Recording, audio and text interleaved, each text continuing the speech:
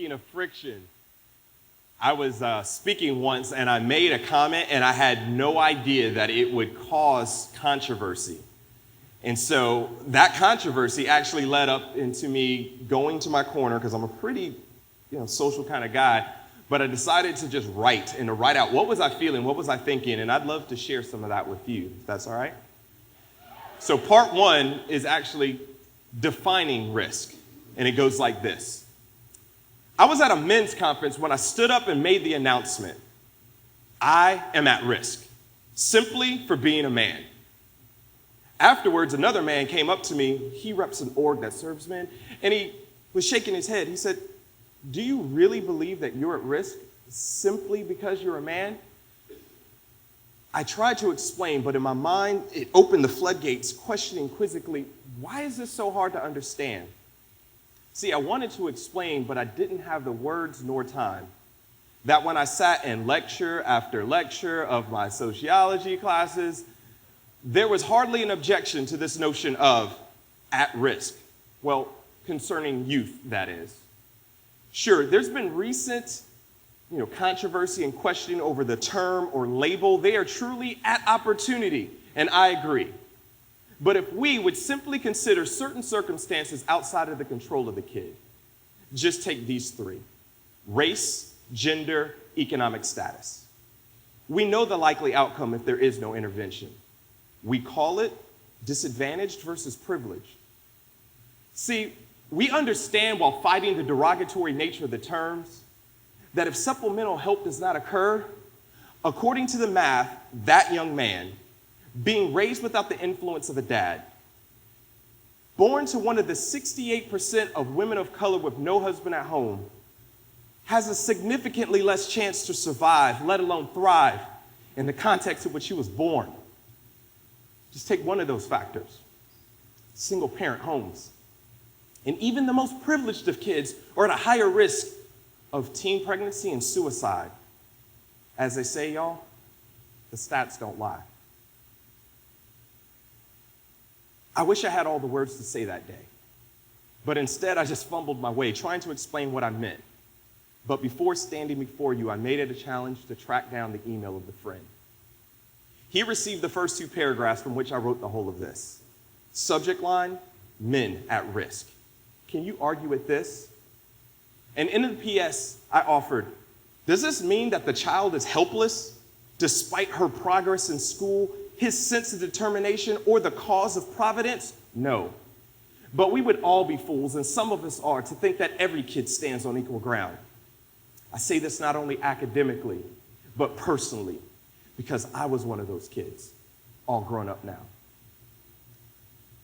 To you, I say this: I gotta fight every day, because I realize that even as a grown man, the stats are stacked up against me. So, don't make me angry. No, that's what I wrote. That's what I wrote, because it just all came out. I was just trying to make sense of this. And oftentimes when I write, it continues. So here's part two. And I call it 40 Got Me Feeling Dirty. I am at risk simply because I'm married.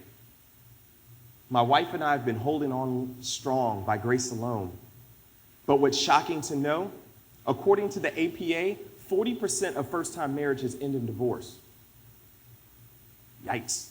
What really scares me, we've been married for 11 years. According to the CDC, 43% of marriages end within the first 15 years. We better keep holding on. Furthermore, my parents divorced when I was young. And studies state children of divorced parents are at a 40% higher rate of likelihood of getting a divorce than those that were not. Though I moved from the hood, I still hear gunshots. Those 40%, and I keep getting closer to 40, they got me ducking tangentially. That's the same percent of unarmed black men murdered by police. Yes, black lives still matter, as well as all men everywhere. My marriage is under attack. Because at every turn, it seems, from the TVs to the billboards, to what's trending on Twitter, to what's topping the billboards, every song, it seems, is singing melodies of Ashley Madison as she tells all of Victoria's secrets, you best believe I'm acutely aware, based on the forces and circumstances around me, based on the prevalence of arrogance and pride that's within me, if I don't fight and if I don't watch out, I too easily fall into the trap of lies. Which leads me to the second point of this hypothetical conversation. With this brother who honestly and sincerely questioned my proclamation, and that is this: if I fall, what happens to my wife and kids, y'all? Do you see the connection between the fall of a man and how it even contributes to the cycle of poverty in our nation?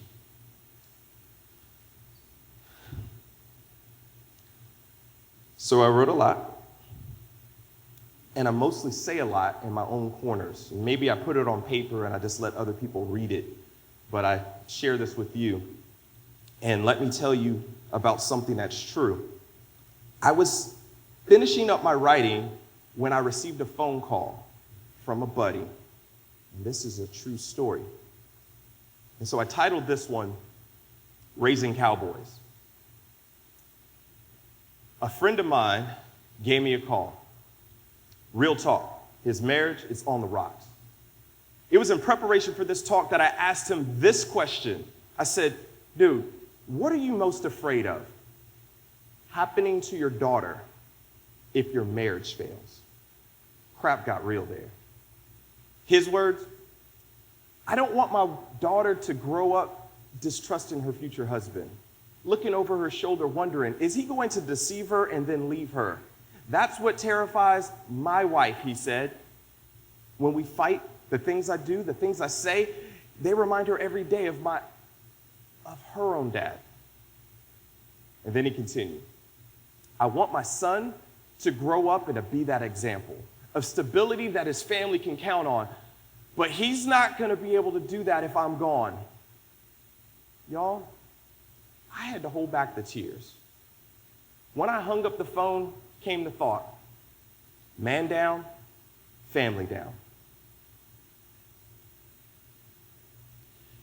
See, what my buddy expressed in both his fears and hope, he and his wife both were products of their parents. Therefore, if he's a lying, cheating, and mean, ugly SOB, his son might make out to be a great cowboy, but a terrible husband and dad. I don't really think he wants his son to aspire to be the Lone Ranger. Let me lighten it up a bit, because I can feel you guys holding in. So this last part, I'd love to tell you about what I do in light of these problems and issues that I take very seriously. Created a part with a team that created a social venture, and our nonprofit is called UNCOMMEN. And we literally have a mascot, and I almost snuck him in here. But he looks like that. You can tell by his hair, his glasses, he looks kind of cool, right? But you can also check out his hooves and his tail. You can maybe smell him from there. He's a jack. No matter how you dress him up, he's still pretty jacked up. My wife would say the same thing about me. So let me step it up a little bit and tell you this last part that I wrote, and it's stop jacking around. So if it's a fact that indeed most guys are jacking up their marriages by making jacked up decisions, and little Jacks and Jills would kill just to have their dad volunteer, read a book in their class sometime, and she would love to get that jack up off the couch.